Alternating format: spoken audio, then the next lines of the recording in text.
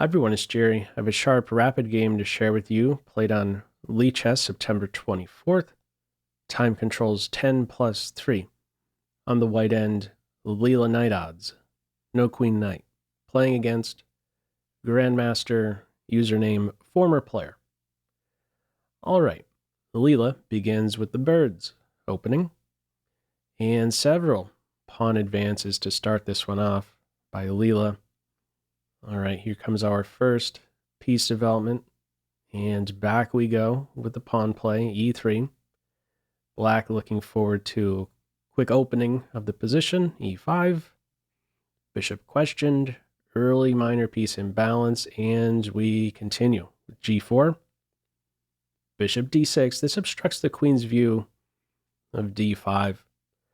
This knight can now be kicked from its defense of d5. And Leela, sure enough, picks up this pawn. Now, this was not a blunder by Black. I was looking at some other games by former player, and seems to be a fan of trying out this type of play.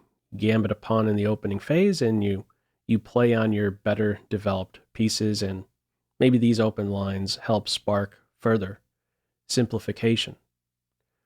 Okay, Leela picks up the pawn. Bishop targeted, defended. Pawn takes, bishop d2. One of the things I found interesting with this game is Leela's kind of saying, I'm okay if I go uncastled. And that's what we see. Bishop g3 check, the king makes a run for it towards the queenside castles. King c2, knight d to e5, queen e4, rook h to e1. It is clear Black has a significant lead in development, also still working with that piece up, piece for a pawn in this case. We're going to see in this game that Leela is a wizard with defending. It's going to look especially scary very soon for Leela, but somehow Leela manages to weasel out of it all. Follow-up is rook g1, bishop's under fire, doesn't move. Now, there are no good discoveries here for Black. So knight captures d3 for as long as the king is on c8. There are checks on f5 or g4 to get out of the line of fire. So Black plays it with king b8 and allows this bishop to be picked up. Rook takes bishop it is. Knight captures d3 is there. This is a winning idea for Black. But Black is unable to come up with the correct follow-up. Queen g2, and now we have knight c to b4 check. You can't take this knight. In the game, we have king b1. If you take the knight, there would follow pawn takes pawn, and now what do you do with the king? King d1, you're asking for trouble. Opposite the rook, there's knight captures b2 check there as well. And if you go to b1 in this position, check out this star move that would be available to Black. Knight e1. Awesome move. Targeting the queen, setting up checkmate on c2, and the knight is poisoned. Bishop takes knight, rook d1, game over. So, not a good idea to take this knight in the game. It's king b1, knight e1. What a pretty move. Poison knight, got mate on d1. Queen under fire, queen f2 played. Knight b to c2. Knights connected on ranks 1 and 2. What a rare sight this is. The rook is going to fall. This remains a winning path for Black. Now, from here we have bishop captures knight. You can take the knight in this case. The knight occupies c2 but does not control c2. Rook d1. There would be king captures knight. In the game, we have knight captures rook. Let's have a look at this line. Kind of interesting. White would be winning. Points out bishop c4. White sort of says, oh, you have a rook here? I didn't realize. It has no moves. Everything is covered. It's like a two, you're playing up two pieces here. Okay. Black does not go in for rook d1. Knight captures rook. Some coverage now over d1. This is a mate threat. Bishop e2. Queen d6. Threatening mate in 2. Follow up king c1. This is another move that really grabbed my attention. Initially scanning through this game, it's sort of like you're just moving into the fire here, but the king is well coordinated in this case with the bishops controlling these entry points, d2, d1. White parries the mate threat. King moving towards the center like this. Follow up queen g6, threatening mate. Bishop g4 covers it. Pop quiz. How would you continue here? Feel free to pause the video. Okay, there's pretty much only one move here that wins. Black doesn't come up with it. And I'd be really curious to know if any of you spotted this move. It seems like a really low % chance. And I'll share why I think that in just a bit. In the game, we have rook e5, and I believe this move is played in part to hold up possible pivot here on f5 for the bishop. Also targets g5. Here's the top move in this position. Queen a6. Any of you come up with this? Now, here's why I think queen a6 is difficult to find.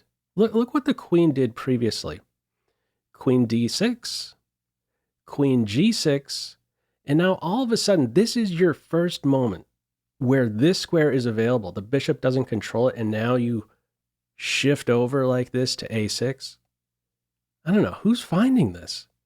You target a2, maybe you sweep in here if the king is stepping over. It says this is a top line. If the king supports the pawn, it's looking at rook e4, the idea to take the bishop, go in for mate. Note in this position, if queen a6 was played and b3 is in there, it's pointing out there's a sacrifice, queen entering, some winning idea there. Black queen just way too invasive. Okay, black at the end of the day does not spot this top move. We have instead rook e5.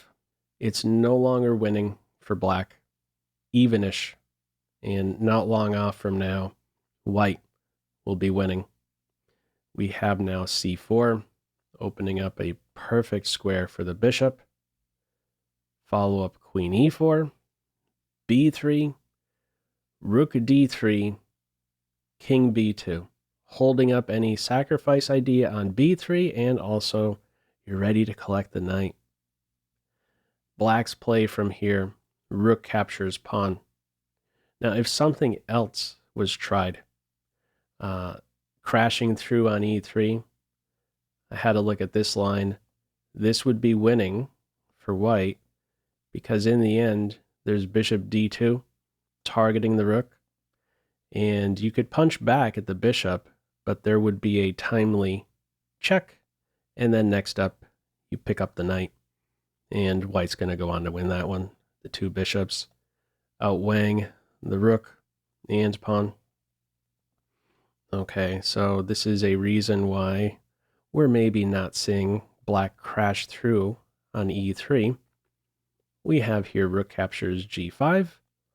Another pop quiz. How would you continue here? Feel free to pause the video. All right, top move here is queen f4, check. Black's response is queen captures queen. The best line looks like this. It's not appealing, but this is what it's pointing out. Rook e5, allowing the queen exchange, allowing this skewer, and playing this ending right here where the knight is going to end up being won. No saving the knight. It points out knight captures pawn, pawn captures knight. Bishop versus 3 pawns in balance, I have no doubt Leela will go on to win this one. Okay, how it's playing out in this game after queen f4 check. It's queen captures queen, and after the simple pawn captures queen, that's move 29. Black resigns. This is a beautiful finish. If this game continued, this line right here really adds an exclamation point, I would say, to this game. If the game continued with rook captures rook, you capture the rook on g3 and then ask this rook, what are you doing? Where is your safe square? g6? g6 is only safe temporarily. There would be f5, discovered check, and the rook will fall.